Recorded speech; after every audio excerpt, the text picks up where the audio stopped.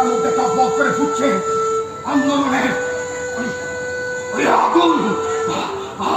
আমার আমার বুকের মধ্যে টকবক করে ফুটে যাচ্ছে ওই ওই প্রতিবাদের ঝড়।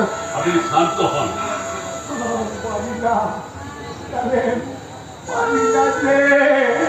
আমি শান্ত হতে পারি না রে। ওরা ওরা ওরা আমার মেয়েটাকে ঘরে ফিরতে দেয়নি, তাকে তাকে ধর্ষণ করে নৃশংসভাবে কি বলছেন আপনি?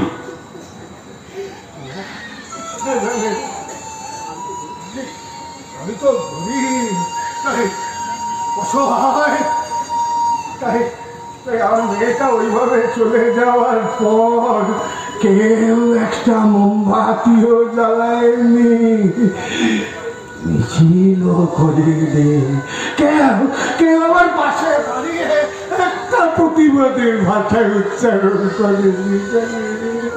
সত্যি ব্যাপারটা মর্মান্তিক। কিন্তু আমি একাই প্রতিটা রাত দখল করে খুলে ফেলছি সেই সব মনোবিশ্বাসদের, যাদের জন্য আমার শ্যামা মায়ের অকাল বিসর্জন হয়ে গেছে।